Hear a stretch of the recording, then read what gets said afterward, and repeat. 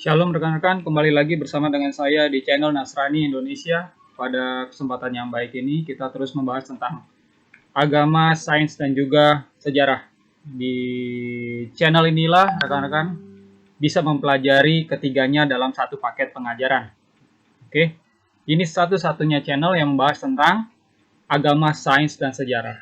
Jadi kalau di channel Nasrani atau di channel Kristen lainnya biasanya ya hamba-hamba Tuhannya, rohaniawannya itu hanya membahas agama lalu disandingkan dengan sejarah saja. Jadi begitu bicara tentang sains ya, mereka tidak akan mengupas sains yang berkontradiksi dengan Alkitab. Nah, di channel ini kita membahas ya, sehingga umat Kristen itu punya pandangan yang lebih luas lagi.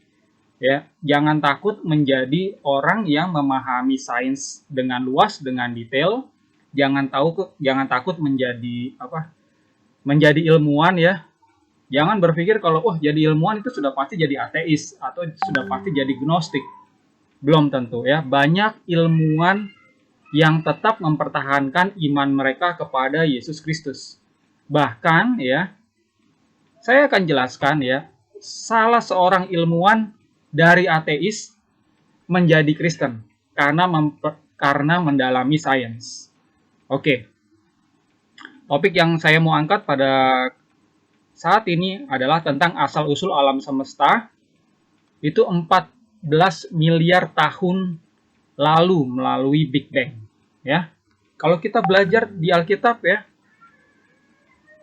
di sini saya jelaskan mengapa Kristen berpikir usia bumi itu hanya 5.000 tahun yang lalu. Itu ada 3 alasan paling tidak. Yang pertama, asal-usul alam semesta itu di kejadian 1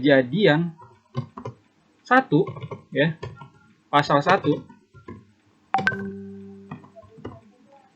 ya, tentang penciptaan. Itu dijelaskan penciptaan itu 5 hari gitu kan, singkat gitu ya. Pemikiran orang secara umum ya itu 5 hari cepat Tuhan melakukan mujizat ya. Terus setelah itu ada Adam, di hari kelima Tuhan beristirahat ya. Adam di hari ke-6, Tuhan beristirahat di hari ke-7. Gitu ya, setelah ada Adam usianya ratusan tahun, kemudian punya anak, punya cucu, dan lain sebagainya, terus punya silsilah sampai akhirnya ada umat manusia. Nah, yang kedua poinnya ada silsilah Adam sampai Yesus yang menegaskan, sebenarnya usia bumi itu nggak jauh-jauh sekali ya, nggak lama-lama sekali. Benar, itu 5.000 tahun yang lalu. Nah, ditegaskan oleh Saint Augustine, ya, Bapak Gereja abad 3, abad 4. Beliau ini seorang uskup juga yang menjelaskan usia bumi itu hanya 5.000 tahun yang lalu. Gitu. Nah, beliau menulis tentang artikel rohani tentang judulnya adalah Kota Tuhan.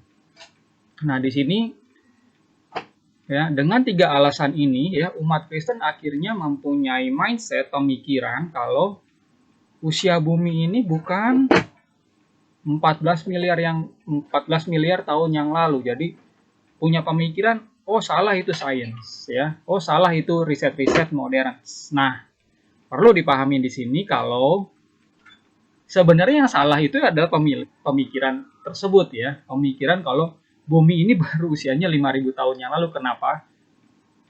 Karena ya, mempelajari agama dan mempelajari sains itu sebenarnya caranya berbeda gitu ya. Tujuannya berbeda. Kalau mempelajari agama itu tujuannya adalah mempelajari hal-hal yang metafisik, bukan yang fisik. Metafisik itu artinya yang roh. Ya, mempelajari bagaimana Tuhan, ya, bagaimana karakternya, bagaimana dosa, bagaimana pahala, bagaimana manusia yang dipulihkan, bagaimana malaikat itu, jenjang malaikat itu seperti apa, ada atau enggak gitu ya, alam sorga, alam neraka. Fokusnya tuh ke hal-hal yang metafisik. Nah, begitu agama mengurus ya atau menyinggung hal fisik ya, contohnya adalah asal-usul alam semesta. Nah, data dari agama itu harus diuji oleh sains modern. Kenapa? Karena agama ini di luar sains ya. Di luar sains gitu. Ini nggak jadi satu. Ini dua hal yang berbeda ya. Kalau sains itu biologi, kimia, fisika, ya, arkeologi, ya, mempelajari bahasa-bahasa kuno, ya. Ini di sini di sains ya. Tapi kalau agama itu berbeda. Kenapa? Karena cari datanya itu berbeda, tujuannya berbeda, gitu ya. Ini perlu dipahami. Sains fokus kepada hal-hal yang fisik, ya. Nggak pernah ya seorang yang sedang membuat tesis ya atau skripsi lah gitu ya, pada saat diuji lalu dibantah sama dosen pengujinya, hasil riset kamu itu tidak sesuai dengan ayat kitab suci ini. Jadi kamu salah. Nah, nggak bisa seperti itu. Yang namanya riset harus bisa dibantah datanya oleh riset. Gitu ya. Tidak bisa dibantah oleh penafsiran, tidak bisa dibantah oleh ayat-ayat kitab suci. Justru ya kitab suci itu harus diuji benar atau enggak ini ya. Mau kitab suci manapun termasuk kitab suci Kristen dan Yahudi harus mau diuji oleh sains modern untuk diketahui ini sebenarnya benar atau enggak, begitu. Jangan kebalik ya. Jadi kalau mau tahu asal usul alam semesta ya, di kejadian 1 ini itu sebenarnya bagaimana penjelasannya ya. Kalau dikasih ayat-ayat ini, nats ini kepada 10 orang rohaniawan itu bebas menafsirkan, sehingga penafsirannya itu bisa beda-beda. Ya, itu penafsiran. Satu ayat itu bisa beda-beda penafsirannya, gitu ya. Nah, saya sarankan ya, coba baca buku ini, Creator and the Cosmos ya, Hugh Ross, PhD. Ya, saya punya bukunya ini ya. Dan penulisnya ini bisa dicek di akun Facebooknya. Beliau cukup aktif ya. Beliau ini juga seorang presiden and founder of Reason to Believe gitu. Jadi ada organisasi Reason to Believe gitu. Nah, beliau inilah yang tadi saya sebut ilmuwan dari ateis menjadi Kristen karena mempelajari Alkitab. Terus dia juga ahli di bidang astronomi perbintangan ya. Begitu cek Alkitab ya dijamah gitu istilahnya. Dan menurut beliau ya, kejadian 1 itu bisa dijelaskan kok sebenarnya secara sains gitu ya. Jadi penafsiran bisa bebas ya, tapi sekali lagi ya, data sains itulah yang sesuai dengan kenyataan gitu. Ya, jadi carilah penafsiran emang sesuai dengan sains. Jangan cari sains yang sesuai dengan kitab suci gitu loh, ya. Nanti pindah agama, data sainsnya lagi yang disalahin gitu ya. Jadi yang jadi patokan adalah data sains karena sekali lagi sains itu yang mengurus ya atau fokus untuk riset data-data fisik ya atau data yang sifatnya empiris. Begitu ya, rekan-rekan ya. Nah, kalau dari bukunya Hugh Ross ini ya, The Creator and the Cosmos ya, yang namanya teori Big Bang atau penjelasan tentang Big Bang ya, itu sebenarnya bisa dibuktikan dan sudah ada buktinya ya. Kalau dilihat ya, di halaman 20 buku ini ya, itu ada judul Proof of the Big Bang. Ya. Jadi yang namanya ada satelit namanya satelit Kobe ya, The Cosmic Background Explorer, Kobe satelit ya, ada fotonya ya, itu menjelaskan bagaimana asal usul Big Bang itu. Jadi si satelit ini mengcapture terjadinya si Big Bang ini lagi gitu ya. Ada kejadian di alam itu seperti cosmic oven gitu ya. Nah,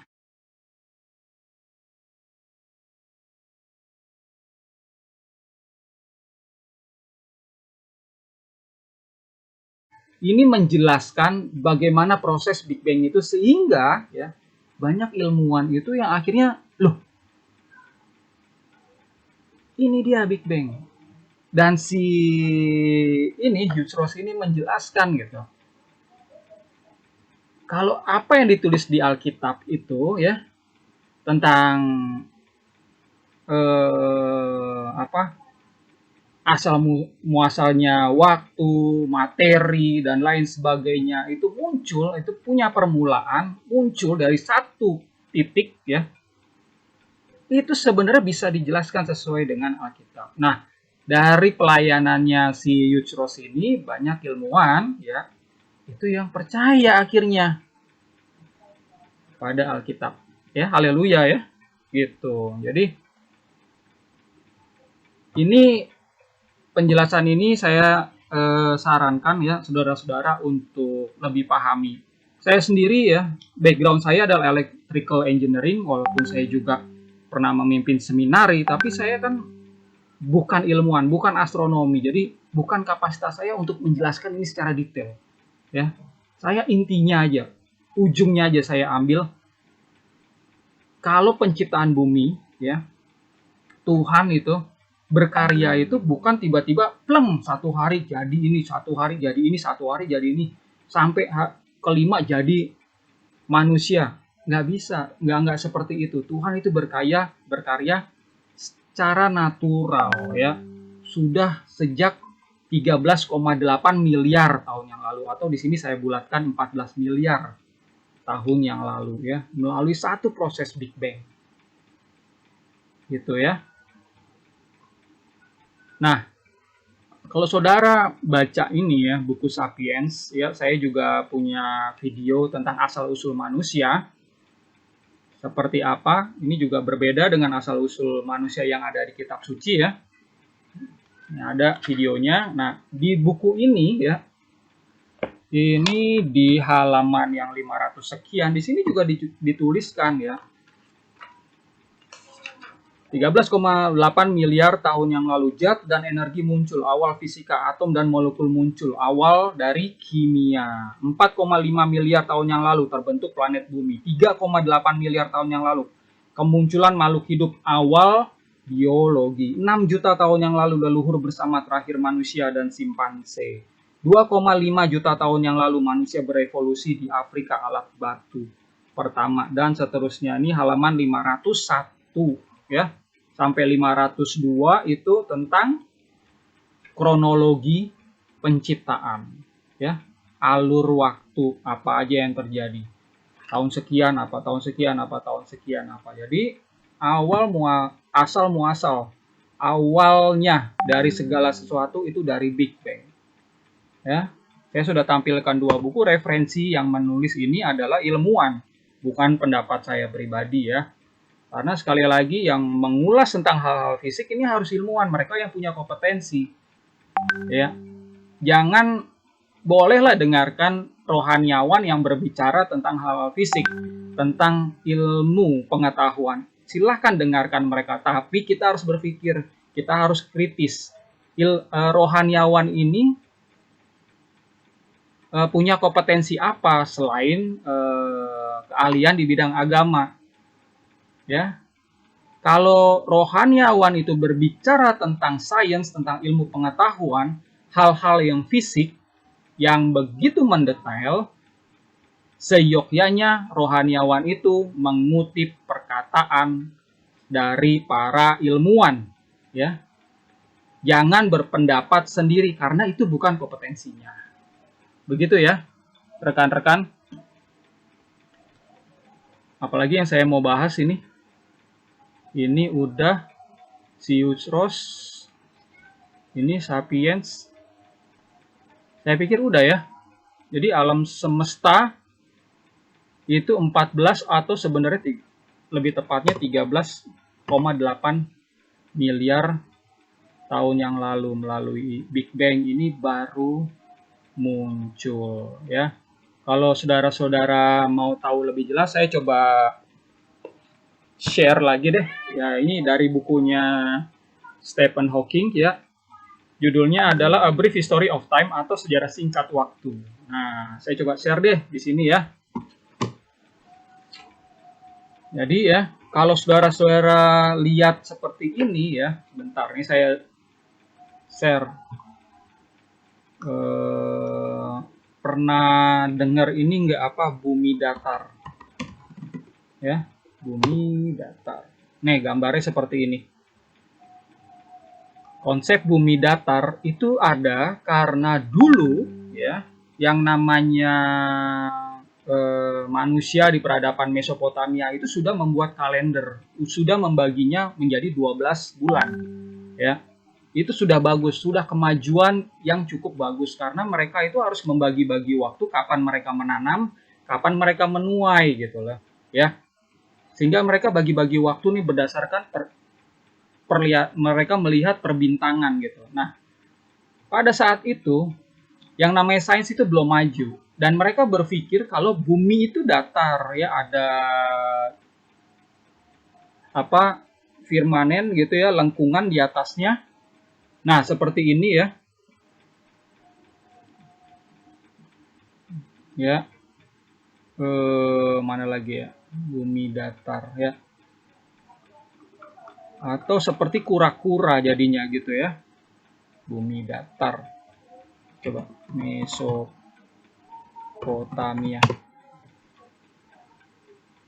Nah, seperti inilah ya bumi datar gitu ya. Nah, ini seperti ini ya. Jadi memang ya peradaban manusia pada saat itu sains belum berkembang. Memang sains sudah ada ya, astronomi sudah ada, kalender sudah ada, cuman masih primitif sekali sehingga tidak bisa jadi acuan bagi masyarakat modern ya. Manusia itu mengalami 3 kali revolusi. Revolusi yang terakhir adalah revolusi sains, itu baru mulai 500 tahun yang lalu ya. 500 tahun yang lalu barulah riset-riset mulai berkembang sehingga orang bisa tahu, oh ternyata begini, oh ternyata begitu. Gitu ya. Nah, mulainya itu dari bumi datar seperti itu, lalu ya 340 tahun sebelum Masehi si Aristoteles, seorang filsuf dari Yunani ya, itu menjelaskan ya kalau bumi itu berbentuk bola, bukan bidang datar. Nah, ya. Munculnya dari mana? Ya dari si Aristoteles ini gitu. Orang Kristen ada yang bilang, "Oh enggak, si Yesaya itu di kitab Yesaya itu sudah menjelaskan bulatan bumi gitu ya."